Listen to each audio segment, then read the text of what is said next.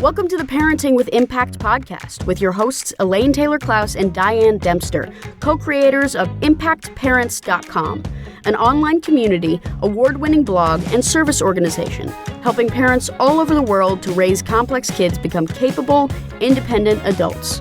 Elaine and Diane are certified coaches with personal experience raising children with challenges such as ADHD, anxiety, and more, and extensive experience in guiding parents to raise their complex kids with confidence and calm.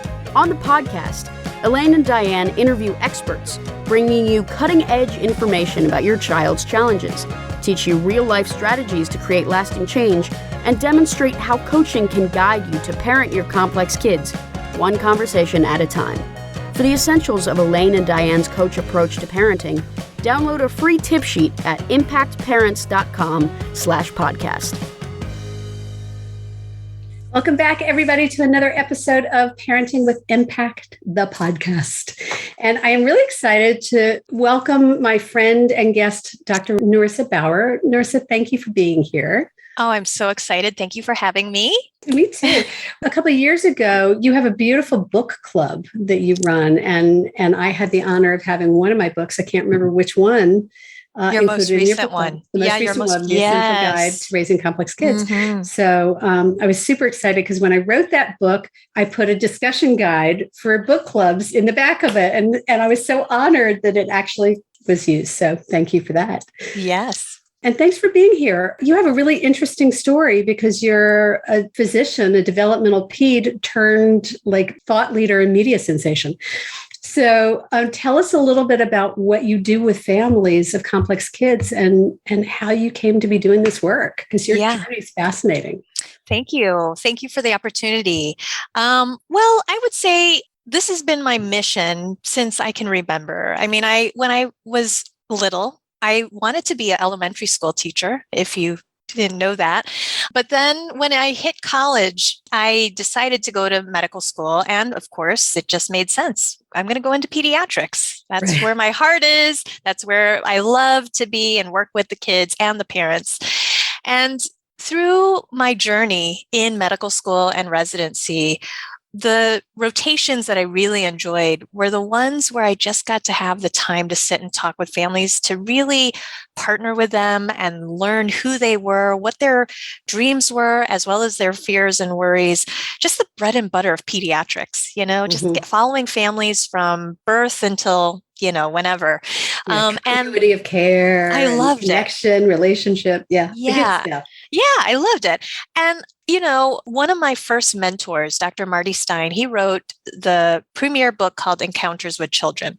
I tell you what, I notated that book from, cover to back cover, and I made a pocket guide. Right?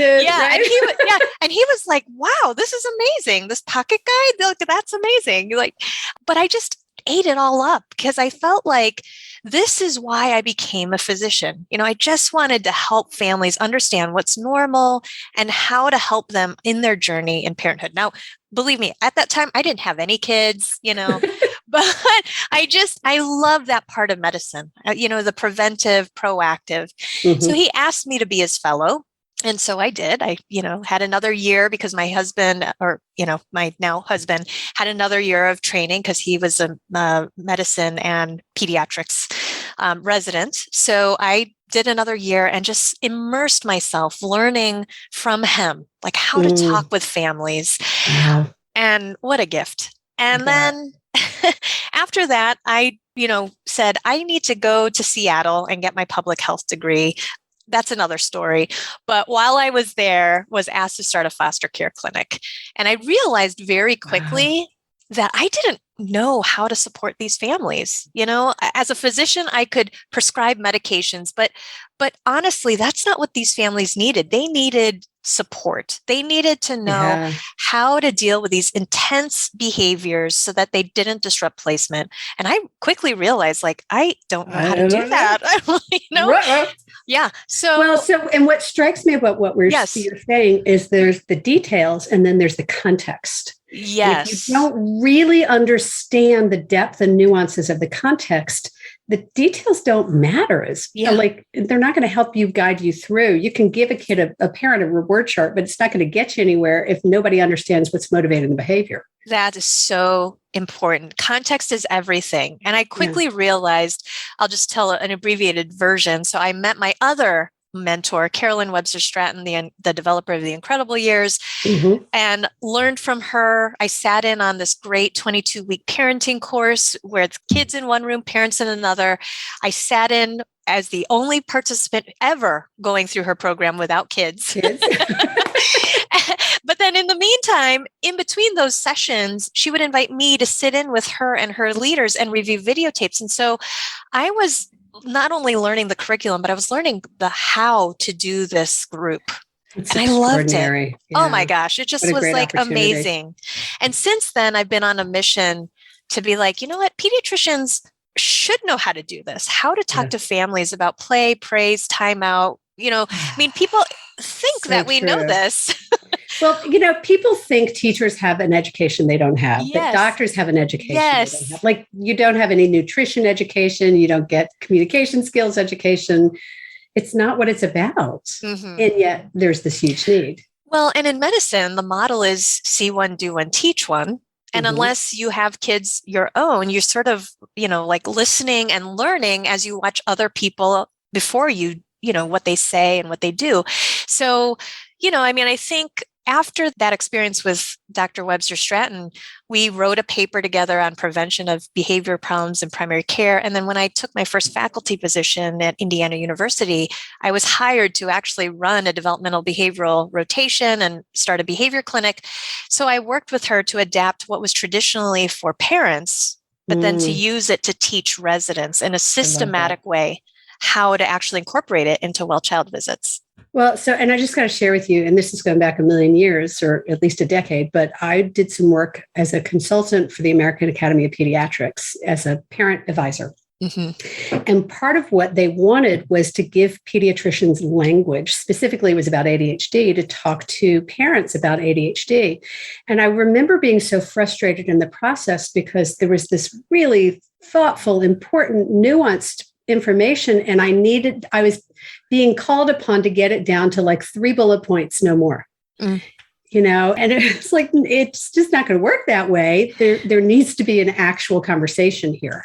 Yeah. I mean, it's funny. I mean, I think, you know, even some of the patient handouts that we do, and, you know, the primary care physicians, they're busy. They see like upwards of 30 to 50 patients a day. And my colleagues, I kudos to them. But when it comes to behavioral and mental health issues, you really got to get in there and peel back all those layers. Like we were saying, the context is everything, and you just can't do it quickly in those 15 minutes. No, not effectively. Yeah. I mean, and so my role in Indiana University, where I was faculty for 13 years, was really how to set up future pediatricians to be able to begin that discussion. But I felt like I was always sort of chasing my tail a little bit because they'd go out like excited with this new knowledge, but then they'd be stuck in these 15, 20-minute visits where they're like, I wanted to do X, Y, Z, but I couldn't because I just didn't have time, you know? So that's always been an issue. So you're no longer at Indiana University training physicians. So there was an evolution. As you guys who know me can hear, like, you know that me, a woman on a mission, is always jazzed by another woman on a mission, right? So your mission was really to impact these families and to change the environments of these families. These parents could be successful with these kids. So what did you shift to? Yes, thank you. So it was a great run when I was in academia, got to train a lot of future pediatricians, and then started doing some research and grant writing, but that became very hard and I couldn't sustain it. I got burned out. So I left, and it was then that I realized, okay, I need to reset and figure out what it is that I want to do with my life, you know? And it was really hard because as a physician, you go to medical school, then you go to residency, then you go to your first job, and it's this linear path that's sort of plotted out for you. And then I quickly realized, you know, especially during the pandemic, families are struggling. Families were struggling with remote learning. Parents were having to be teachers for the first time seeing these differences and issues with how they think and learn. And I was like, I wonder, I can help families, because this is kind of what I was doing before I left. And so I just started putting myself out there and saying, I have this idea. I want to provide parenting support. So I'm going to start this book club, because I used to do parent training workshops in person. When I broke off from academia, I did a private practice, and I'm still in private practice part-time. But because of the pandemic, we couldn't do it safely. So that's why I started my parenting book club, because I was like, parents need this information, but it's so easy to read something, but the implementation is where parents I was going to say, Diane and I say all the time, information is great. It's not enough. Yes. We were just teaching this webinar today where we talked about education as the first tier, and then talked about what's the journey the parents go through. Right. And it starts with education, but then it's about integration, and it's about prioritization. And, there are all these other components that we have to do as we experiment and practice and see what works and what doesn't. Yeah. Yeah. And so, I think being in this space where I get to sort of design what I do day to day has really allowed me to explore how to reach families faster and in more meaningful ways. More deeply. Yeah. More deeply, which I love. Yeah, I totally get it. So you've got this beautiful expertise as a physician and as someone who trained physicians, pediatricians in particular, and also direct support for parents. What do parents of complex kids, what do they need to understand better? Like, what are they missing, or what do you want them to know? Yeah. I think, a lot of my families, and I kind of take care mostly of kids with ADHD, anxiety, and common parenting challenges. But, I think the biggest thing that I've wanted to have parents understand is they are, by their own right, experts of their children, right? They nobody knows so those much kids better. Right? That's right. And if you have that nagging feeling like something's amiss, do not discount that. It's okay to talk to your doctor about it. You might feel weird, like, I don't know if this is a thing, but this is what I'm seeing.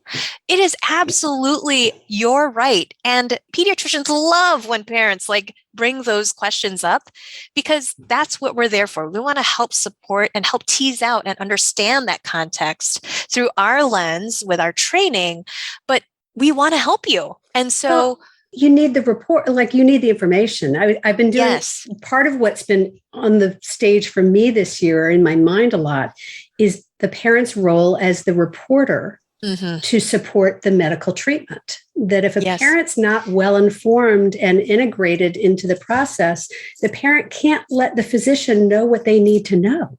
Yes. And I'm actually the spokesperson for the American Academy of Pediatrics for the Take Note initiative. I'm not sure if you've heard of that, Elaine. No. But it was developed in concert with understood.org. Yep. And it stands for Notice, Observe, Talk, and Engage. Simple things, but it's meant to help engage parents who are now witnessing, these differences of how kids think and learn. And it's okay to have some sort of framework and be empowered to bring your concerns early to the people you need to, not just your physician, but the teachers and other people on the team. Because if you don't, nobody else, when you're siloed as a parent and you think you're the only one going through this, you don't have a context of community. You don't have the training and opportunity. So you think it's just me. It's either I'm broken, my kid's broken. When the truth is, if you can say, I'm seeing this really different anxious behavior, or, I can't go out, my kid's freaking out every time I leave the house, or whatever it is, if you can report those details, the providers can hear it and integrate it and figure out what to do with that information. Maybe it is ADHD, maybe it's autism. Maybe it's anxiety. How do we take this information and do something? But if the parent doesn't recognize it, I love note, doesn't observe it, notice it, and have the confidence to share it. Yes. Because a lot of it is confidence. Yes. Yeah. And it's also the acknowledgement that, we know that many of our doctors have very short timelines. So helping them take this massive data, like what they're seeing day to day, and be able to concisely communicate that to their doctor so that way they feel like they're heard is so important. So important. Okay. So parents need to trust themselves. Yes. Yeah, I can get behind that. That's why we get along so well. Right. And part of that is instinct, and part of that is knowing, and part of that is, time spent. There's a lot of pieces that come into that. Mm-hmm. So what about when a parent doesn't trust, when they don't know, when they're seeing something that they really don't know what to do with that information? Yeah. I mean, I think the best bet is always to go back to your doctor, no matter what. I mean, because there's not a stupid question or whatever, because again, as a mom myself, I've read these books, I do these classes, and yet there are times where I'm like, what? Let me think about this. But, sometimes it's just the need to be heard. And I think that's true of kids with their parents, right? Very much. Yes. We just need to have that connection. I mean, it just comes down to connection, communication, and collaboration. I mean, that really is what it is. And again, I think just demystifying the fact of, yes, there are folks who do this, but pediatricians, even though they treat ear infections, pneumonias, and, all of these other illnesses, they're very much invested in relational health and helping support families. Yeah. Well, so this webinar I was referencing that Diane and I did today, we created this new framework of this pyramid of like, what are the steps towards independence? And it starts with relationship and trust, right? Foundationally, we have relationship, we lean into trust, and then you just hit the next three, right? It's connection, it's collaboration, it's communication. And that's the piece that as parents, we get so caught up in the doing that we forget about how important it is to be in relationship with our kids. Yeah. And I think, again, childhood goes so fast. And sometimes it feels like, are we ever going to get out of this stage, at the same time? But it's like, if you can just kind of take a step back, take a deep breath and take it in. And I always what I love to tell parents, and, they kind of chuckle when I tell them this, but I'm like, if your child's a toddler and having a meltdown, or your teenager's cursing you, I mean, at least they're trying to share some emotion with you.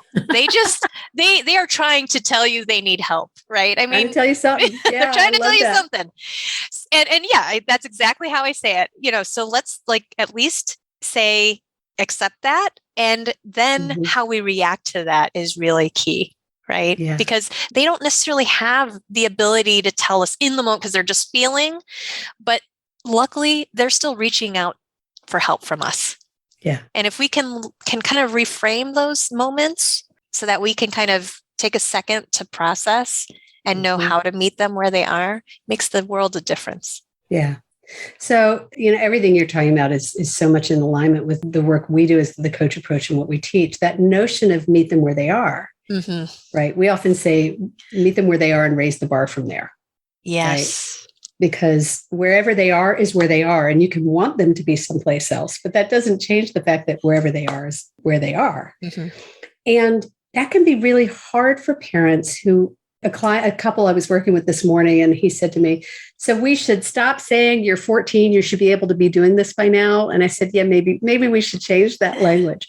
So talk a little bit about the shift in mindset for parents to meet them where they are. I mean, a lot of it comes down to what you do, like education first. And it's not just education for the parents, but also the child. I believe that the minute we provide a diagnosis, right? And, sometimes this is a whole different thing that we can talk about later about like labels and all of that. And I get that. But to help everybody understand what's happening, we do need to acknowledge what's happening. And I firmly believe that the child has to be onboarded with the parent at the same time. It's a learning process. Kids are listening. They're sponges, right? And they get everything anyway. They get everything. And but I try to remember and put myself in their shoes. The minute I have to talk about the diagnosis of ADHD, anxiety, they're probably thinking, "Oh my gosh, what did I do? Is this something I'm going to get rid of? Is this did I catch this from somewhere?" Yeah. And so I'm also looking at the child and how they're responding because I want to support them as well. And it's so important to bring them on board together with their parents because they need to work together. So in my experience, I couldn't agree with you more. In my experience, a lot of parents are really resistant of quote labels. So I know what my response would be. What's your response to, but I don't want to label my child. Yeah. Or I don't want to give them excuses. Yeah. I mean, I think I always tell parents, when I see children with certain symptoms or behaviors, for me, that helps me understand better potentially what we're up against, right? Now we know what we're dealing with. Yeah. Patterns. What we're looking for are patterns. There's not, especially with pediatric behavior and mental health, there is not an imaging study, blood test. I can't swab their throat and say, hey, it's this. You got anxiety. That's right. We're actually looking at like the context. We have to sort of hear from parents, teachers, whoever's interacting with their child in different contexts, as well as the child themselves, to really be looking at patterns of behavior to understand what's going on. And so when we do that, we do have to partner with a team of people because this behavior presumably is happening not just at home, but in school. And these labels, so to speak, with air quotes, helps the rest of the team understand what's happening. Yeah. And I get that we don't want to necessarily label, but helping get us to a common ground so that we can all understand the clinical picture and knowing that it's unique for every person. Not everybody with ADHD looks the same. Not everybody with autism looks the same, but at least gives a framework for everybody on the team to understand. Yeah. And my job as a pediatrician is to help educate the parent and child so that they can then be active participants. Right. And decide how they want to manage their health care. Yep. And it's really hard to manage your healthcare if you don't know you have something you need to manage. Yes. Right. Yes. I think it's really, one of my kids did a video that's on the website, and she was about 15, about, she had to do this. She was doing this presentation for a group called Kids Enabled. So to a group of parents and advocates. And she could not understand the concept that a parent would not tell their kid if they had dyslexia or ADHD. She just didn't get it because she was such her own advocate for herself. That the concept that parents would keep that from their kid to her was, that's just not fair. How are they going to manage it if you don't do that? Yeah. And so I think about that youthful enthusiasm and her ability to be okay with it, to normalize it, to not be wrong with it, but to understand, she has to understand herself to manage herself. Yes. And that's a matter-of-fact way of being with it that I think is hard for a lot of parents. Yeah. I mean, if we're going to ask a child to take a medication or to set up systems so that way they don't forget their homework or backpack at school, right? I mean, they need to understand the why. Why? Yeah. It just goes better. So, yeah. Well, and if we don't give them an explanation for what they're struggling with, what they're going to make up is a whole lot worse. Yes. And they're going to make up that they're lazy, crazy, or stupid. So if we say, you have problems with attention and here's why, and here's what we can do to help you with it, that's a whole lot more positive way to be with it than a kid growing. And I was one of those kids, right? Because I wasn't diagnosed till I was in my 40s, who thought everybody's telling me I'm smart, but I really am stupid. They just don't know. Yeah. Right? That's a harsh way to grow up. It is. It is. They make up stories about it. They're trying to figure it out. They know something's amiss. Yeah. Right. And so if we can help them understand it.